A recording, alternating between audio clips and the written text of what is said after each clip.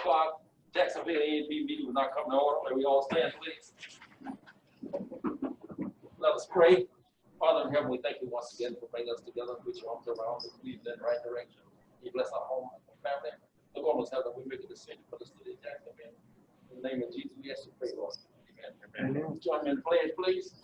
Pledge allegiance to the flag of the United States of America and to the republic for which it stands, one nation under the God, liberty for all.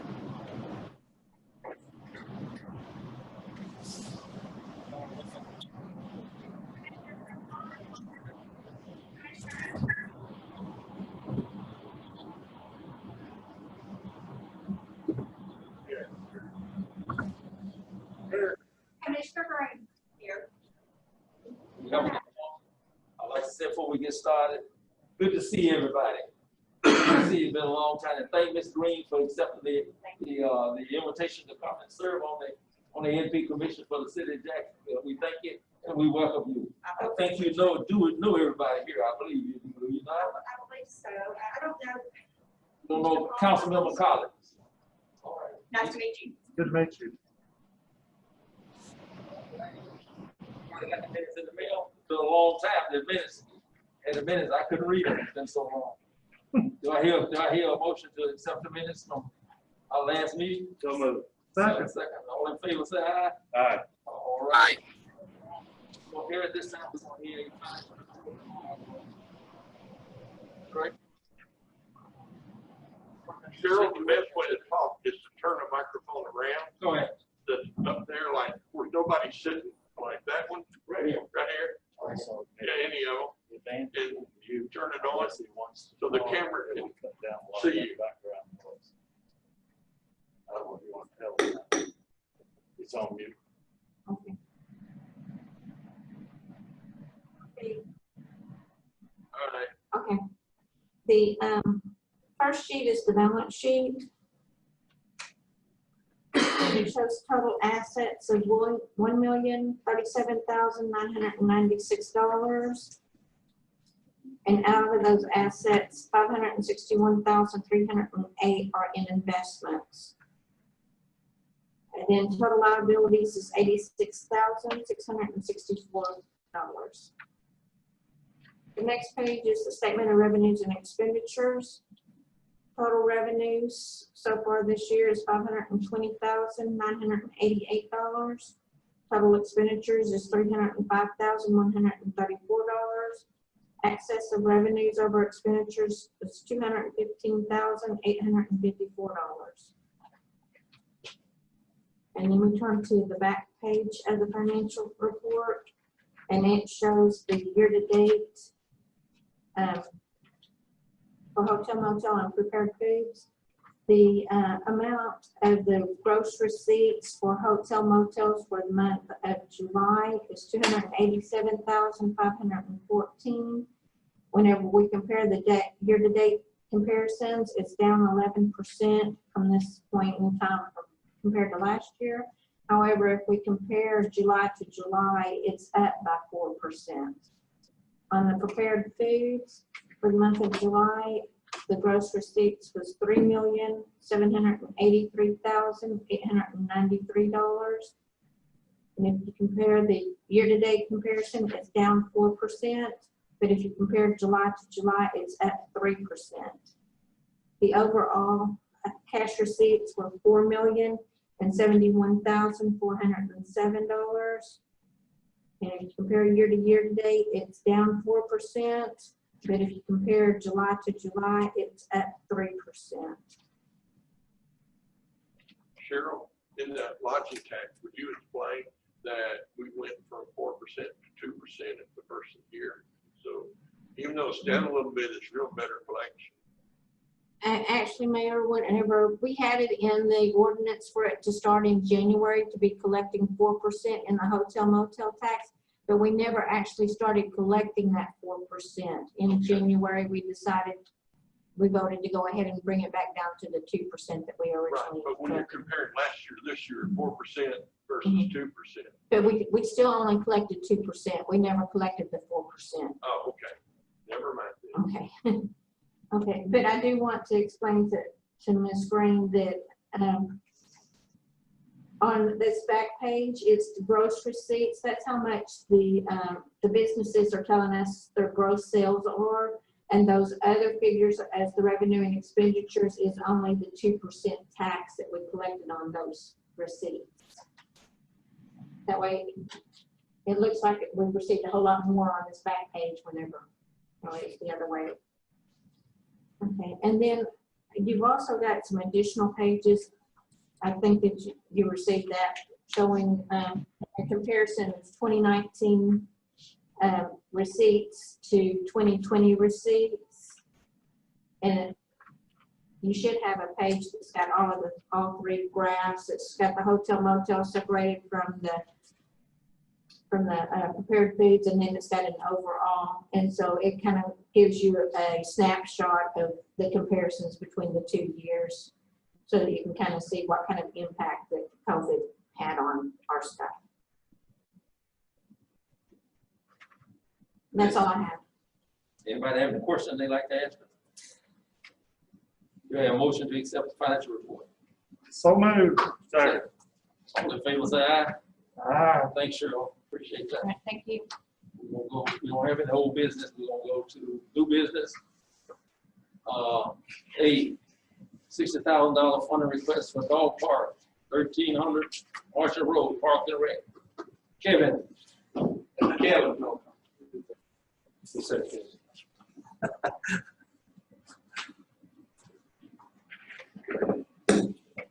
And Nikki, correct me if I'm wrong, they received everything, the budget and the map. This is, just so y'all are aware, 1300 Marshall is that they received that. Is that the recycle center? It's actually in their front. Well, our plan is to do it in the front lawn of the recycling part now, as of now. And I'm sorry, I thought I'd emailed this to you as well.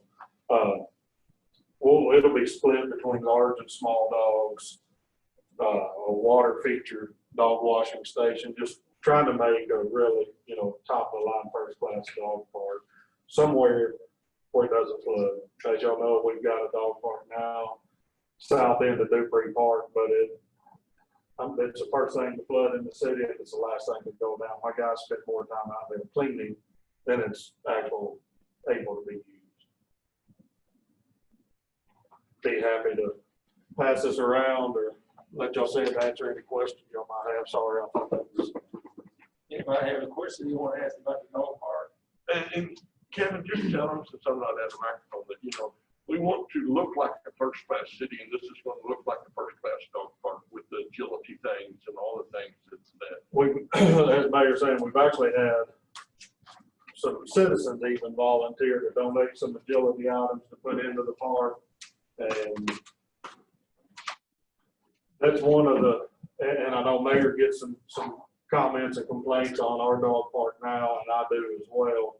People going to North Little Rock, going to other cities to take their dogs to, to a nice dog park. We'd rather keep them here. And Talk about the pavilion. Draw people into here. Yeah, that we're going to keep the pavilion. The pavilion that's there will be kept. Eventually, I would like to see us add some playground equipment inside the circle. The walking track that's there will be kept. Maybe we can add a piece or two of playground equipment inside of the walking track to have a place where you can bring your kids and your dog. Kids can play on the playground, dogs can run in the dog park, that sort of thing. I have a question about that. Would the children be allowed to play and run inside the fenced area with the dogs?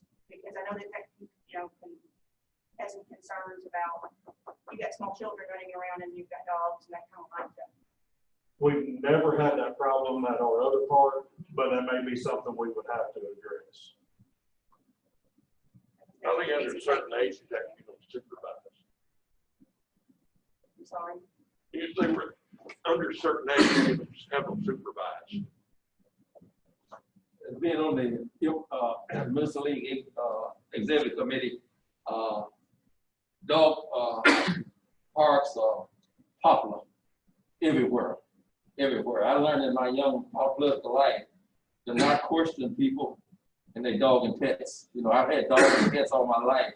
And people came here one time and said, we need to remodel our animal shelter. And I said, for a dog? And then we come in and people fill this room up to show us that, hey, we here supporting the city and we want our dogs to be kept good too. On average, how many days out of 365 does it flood down there? Would you just guess? I don't 80 to 100. really. And then on top of that's the cleanup time, because you gotta let it dry to get in and clean up. It's, Well, I drove today. I didn't even know there was a dog park down there. I don't have a dog. And there was a family, a man, his wife, and a child, and a dog were actually sitting at a picnic table. There was 3 other people that were just walking their dogs. And I drove by 1300 Marshall Road. You know, I'm very familiar with that, the Ron Newport recycling area. To me, when you say park, you're going to a park. Burns Park has one.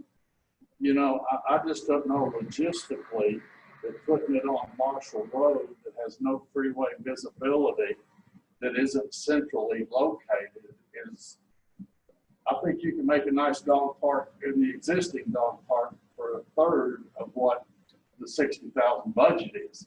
But if it floods 100 days out of the year, plus the labor for cleanup and all that may not be the best location. But I guess you guys have looked at all city properties and what is the best location, Marshall Road? we've looked at several. Mayor's been around looking. I think Jimmy may have done some as well. That's the best location of property that we own, that we currently own. It's currently a park. It is the Ron Newport Recycling Park. Well, yeah, I know it's named the recycling park, but you know, that's a park. Right. And people are going there anyway. I saw them out there today. There's a couple people fishing, there's people walking dogs. But that was midday, you know, it was 1 o'clock this afternoon. And also Little Rock Air Force Base already has a dog park. They do. North Little Rock, I know Sherwood, you know, Cabot, they all have a dog park. And I'm not saying that a dog park is not a nice add-on. $60,000 in our current environment is a lot of money, in my opinion. I guess if that's the best location the city has, it's the best location, but I don't know. See, I agree slightly with Commissioner Kirby. I was hoping for more freeway visibility from it, and so just spitball. How much would it cost to fill in that pond around the track on the freeway by the community center and put the dog park there where everyone on the freeway can see it instead of Marshall Road where it's more? The area is really not big enough there. And that's one of the, because I've actually, and Haiti helped out with this, getting some feedback from citizens on what you look for. If you're going to have a split with large and small dogs, that area is really not big enough. So how do we get, so is this going to be just for residents of Jacksonville? Because it probably won't be a draw for anybody else. Do you think? I mean, if you can go to MacArthur, you can go to other places. So this is going to be just for, this is a quality of life for us. It's a quality of life for us. And I think if we build it nice enough, that's one of the things that when doing our research, if you have some type of water feature, which it's included, you know, let's plan on doing something that the others don't have. People will drive it. Cabot's dog park is very plain. There's not much there at all. And so that's what we want, the water feature. And we're going to have picnic tables inside. So you can sit in there with your dogs and, you know, make it more family fun.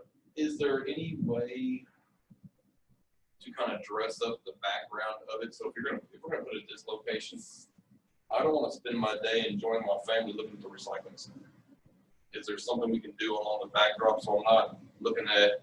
That would be a Mr. Open question. So we're not looking at dumpsters and people coming and going.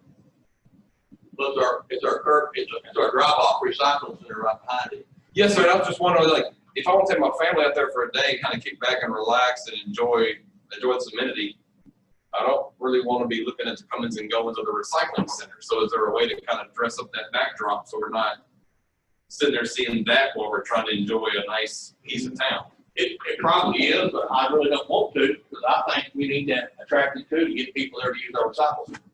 I think it's a twofold thing, because people use recycling, I'm gonna say, oh, we got a dog park here too. I think they complement each other. A personal feel. Yeah, I think I'm on a different page. I don't. Really Yeah, I know see what you're saying, but I And I It don't smells like cardboard. And I don't disagree with what you're saying, but I think you could run into some security issues. You know, if you're parked in the parking lot, if you block that, you know, there's something there blocking that. I'm just talking like some red tips or some kind of shrubbery or something to kind of just take the sting off the. salt and the. Yeah.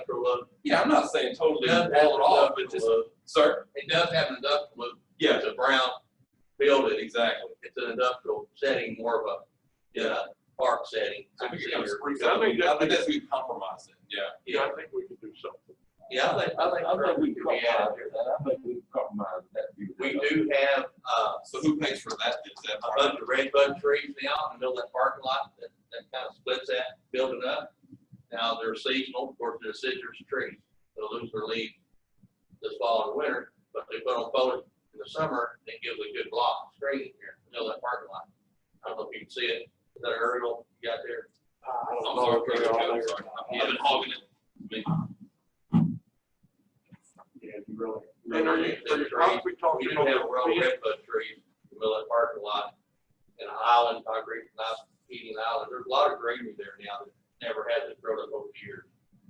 Are you talking, Roger, like you put those things in chain link fence where you really can't see through it? No, I'm just something to kind of, there's a little bit of a barrier. And you have Tranquility. the industrial look versus the Yeah. natural look. Yeah, like I say, those are two totally different ends of the spectrum, so something kind Yeah. of just. I see, but but I do see them kind of complementing each other as far as participants. And one will help sell the other. So, And I'd like to add too, if you don't mind, Kevin, and the board, this is also a joint, not only dog park, but a recycling education park. There's 10 stations out there that have interpretation panels, and some of these funds are for upgrading those to their disrepair. And that's a big chunk of that money for the district. And we do get people to use that recycling education park, brought in over thousands of people, kids, from multiple school districts and charter schools and home education kids come in and educate their children. And they come in all over the state. Just for the thought about. yeah, no, I'm not dogging it at all. Well, that's a bad pun. So to speak. That's bad, yeah. You want, if you're looking back there, you want more of a pleasant view, and I think we can do something to help. Yeah, Yeah, so the new signage on the pavilion around the park, so is that gonna be, are we revamping that road sign then, so it doesn't just say recycling We center? are. I'm about how to. We're trying to figure out how to do it, yes, but that is part of the budget. Yes. So are there any grants available from Petco's of the world, PetSmarts, those type of people that we could supplement a little bit of it from? Possibly, and honestly, we didn't have a lot of time once this kind of fell together in a hurry to see what we can do. And I'm more than okay with us spending some time. Haiti may have already spent some time looking, I'm not sure, How long do you think it'll take to build it? a few months, because there is some French drain, some drainage work that needs to So be done what's your timing on trying to get it up and running and open? ASAP. But it's gonna take 3 months. Yeah, I would think It'll too. be about 90 days. Well, I'm thinking about the grant process too. Grant process takes a long time to get approved and everything like that. So I'm just wondering, and I kind of look to the wisdom of the other folks here, how do we navigate that? If a grant did become available, what's the ongoing upkeep cost of this going to be? Those grants go to the upkeep annually, or are we going to come back every year? No, need it would be something? upkept, just as we do now. Is that going to become a line item in the Parks and Rec budget then? Correct. We take volunteer scoopers. Well, and we're also gonna look for, cause see, we're not putting in there for all the amenities. So the grant's gonna be looking for the amenities. Okay. Yeah, we're not budgeting in all the agility things and all of that. So we're gonna look for grants for parks, benches and things of that nature. They're usually not very big for parks. They're tough to get. Any other questions? Yes, sir. Kevin, what are we gonna put on the ground out there? Because the animals definitely tear it up, and we don't need a bunch of tall fescue and bear stocks.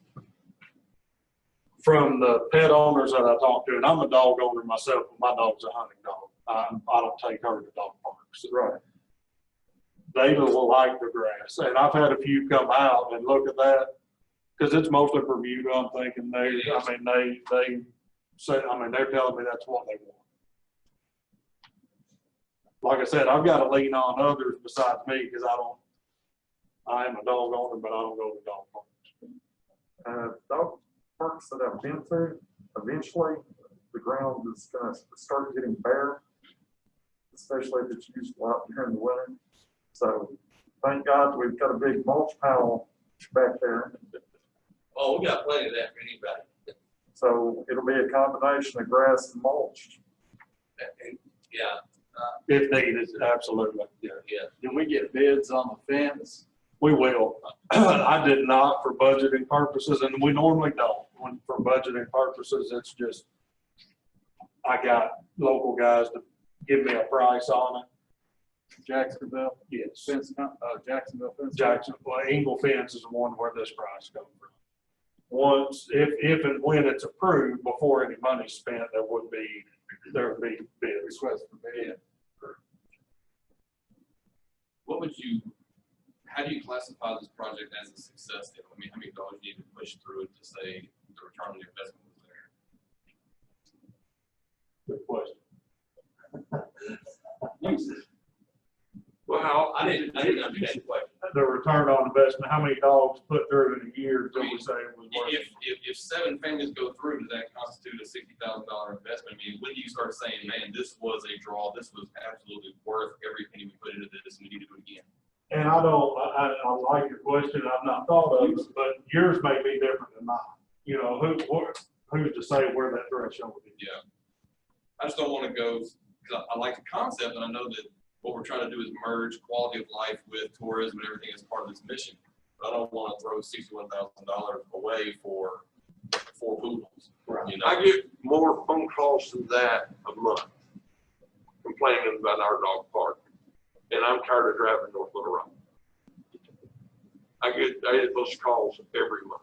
Well, the next thing we need to invest in is a really kick butt disc golf course. Well, that's I think- next I on the think it's- agenda. Hang on, we've already been having that talk. I think dog park pretty well exactly. I just want to say something funny. I look at Dr. Poole there once in a while. He ought to see the animal along with Dr. Poole there once in a while. The people care for their pets. That's what I'm talking about. I look at it every once in a while. Yeah, Roger, Is there this any other dog will be questions? the next one you see. Okay, do I hear a motion to grant Parks and Rec $60,850 for dog park at 1300 Marcher Road? So moved. Right, a second. I'm praying. Did you say? I'm praying. I'm looking.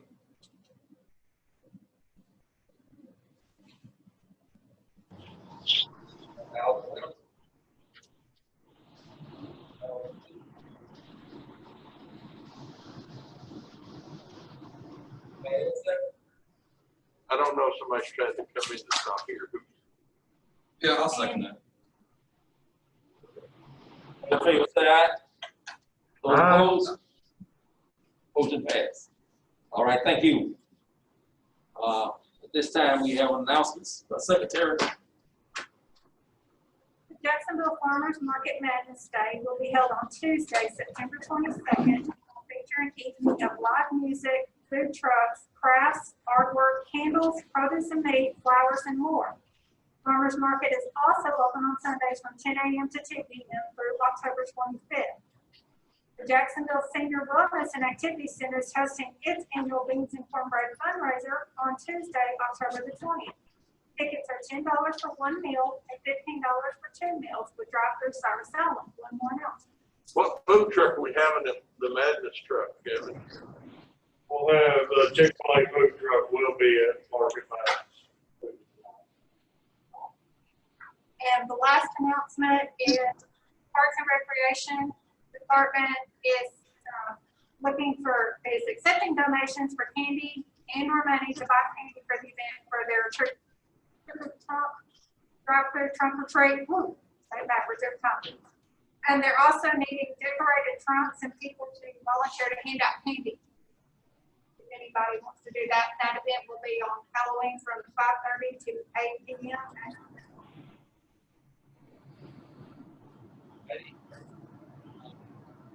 Anybody go to the car show Saturday? I drove by. The car show, I was the car show Saturday. It was really good. Chick-fil-A was there and they were lined up every time I went by. Oh, is that right? Yeah. Anything else need to be brought to the commission's attention? If not, we thank you all for meeting.